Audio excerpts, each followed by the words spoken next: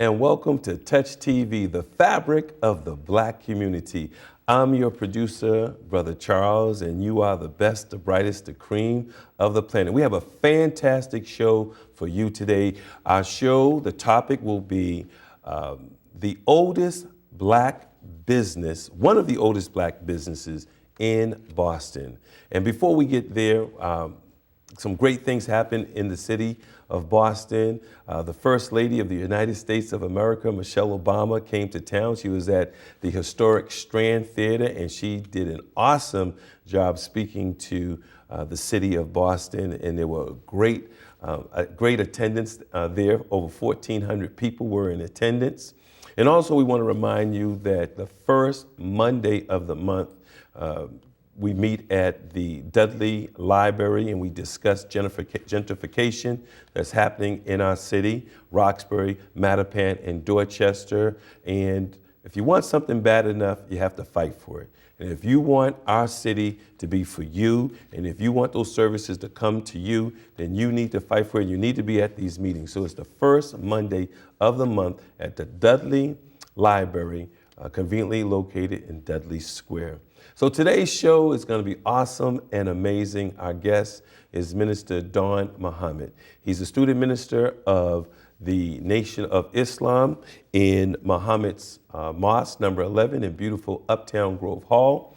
He is a businessman. He's been in business for over 59 years in the city of Boston. So that makes him one of the oldest Black businesses in the city of Boston. He's been married for 60 years. 60 years, and he's been a member of the Nation of Islam for approximately 56 years.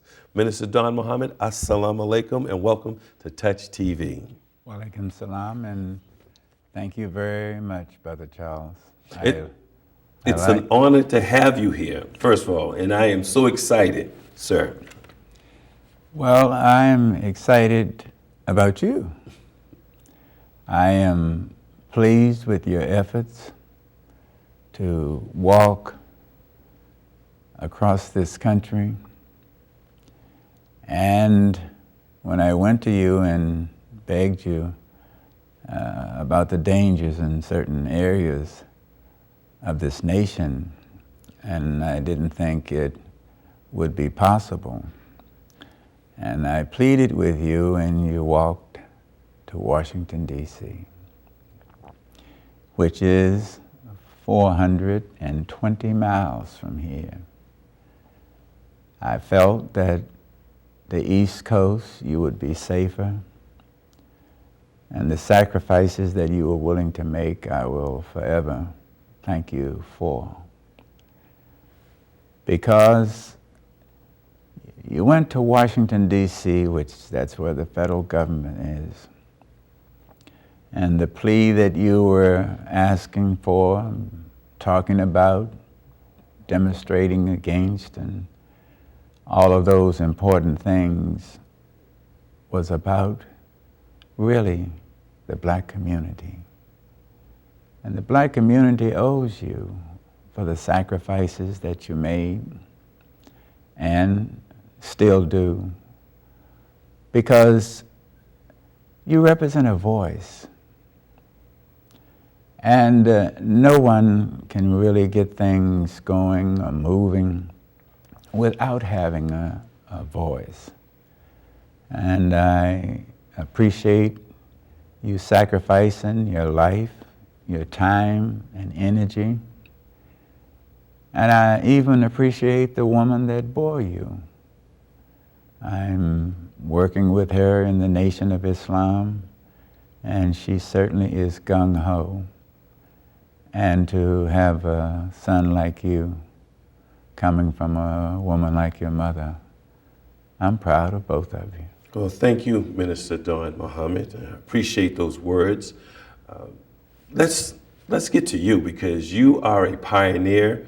You are a trailblazer. You have inspired me for many, many, many of years.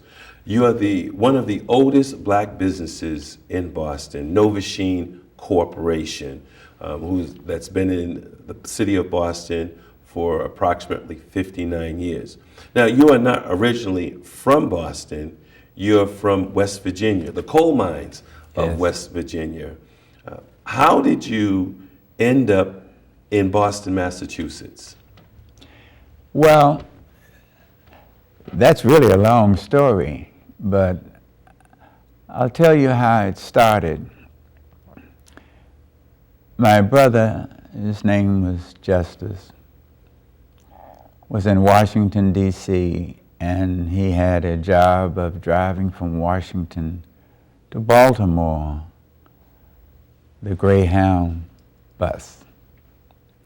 And one day he was going back and forth between those two cities, and he was always instructed, if you get tired, pull the bus over and stay at least 15 minutes.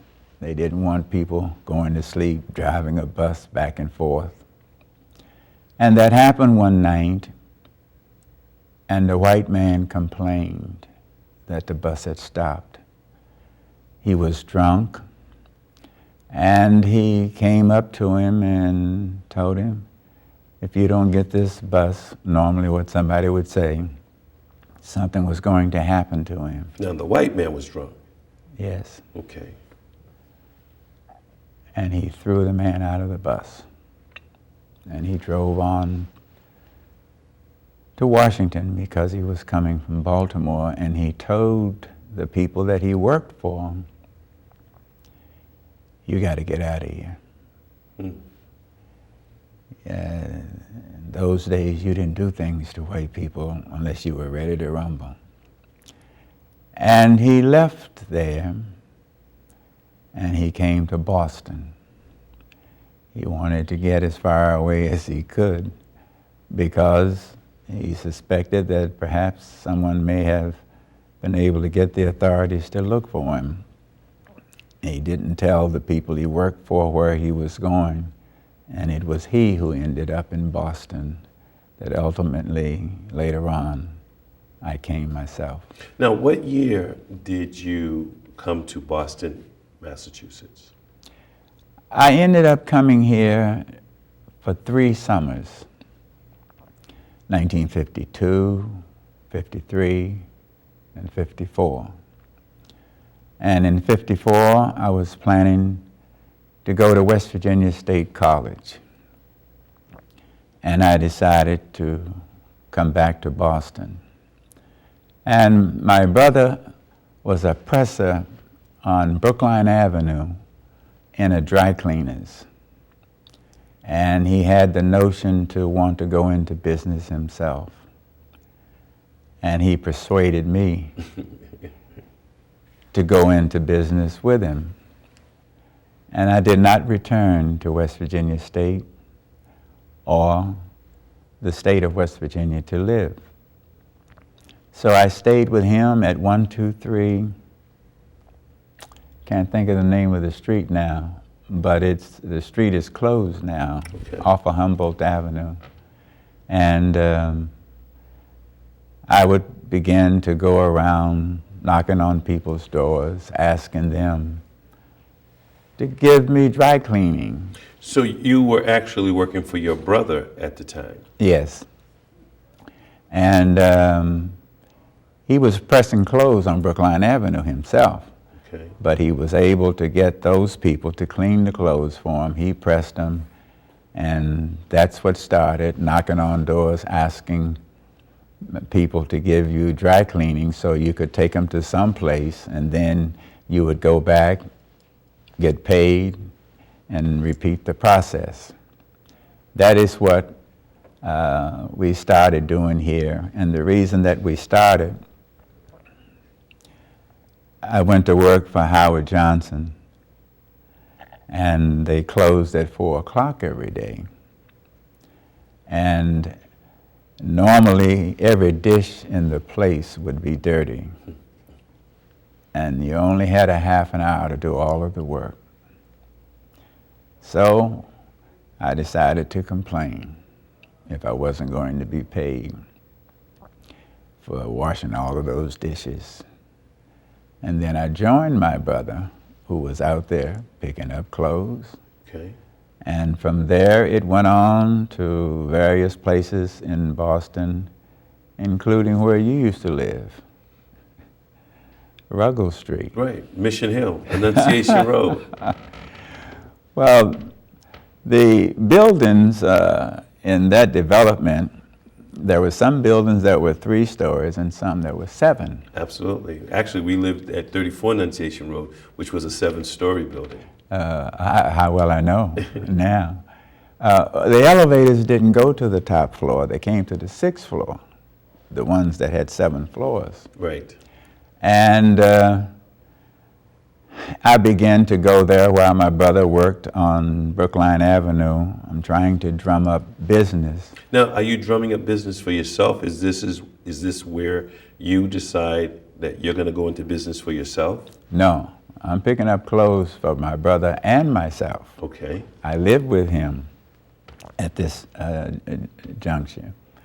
And of course, I knew nothing about the dry cleaning business, but he did. And he convinced the people that he worked, clean these clothes for me, I'll press them, and they worked out a price. He had no means of a cleaning machine, right, but he knew how to press. That was his job, so to speak. I began to go around knocking on doors. And of course, these housing development that we're talking about, that some buildings were 3 stories, some buildings, you know, were taller. I would go to the tall buildings first because I never had to leave them. I'd go all the way up to the top floor, knock on doors all the way down, and then go into the smaller ones. Get the clothes, my brother would clean them, press them, and that's when I learned how to press myself. But while he was working, I was out hustling up dry cleaning. And one day at 250 Ruggles Street, on the bottom floor, it was room 101, I knocked on the door, and I went in to try and convince this lady to let me have some clothes to clean. Okay. In that apartment was a lady named Shirley Upshaw. Okay. She's trying to get the lady to have her take some pictures for them, and she would make money. So this discussion had not been completed at that time. The lady wanted to get rid of me by asking, "What do you want?" So I heard what they were saying, and I said, I would like to be able to get some dry cleaning from you.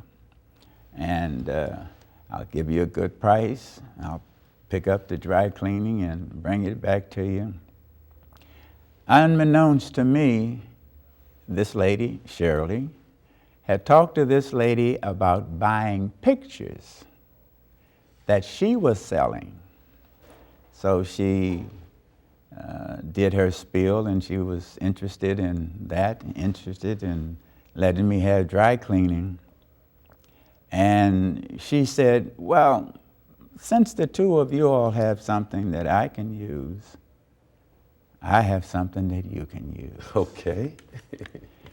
She said, "I'm a part of a group, and there's a party going to take place on Friday." I don't remember whether or not it was early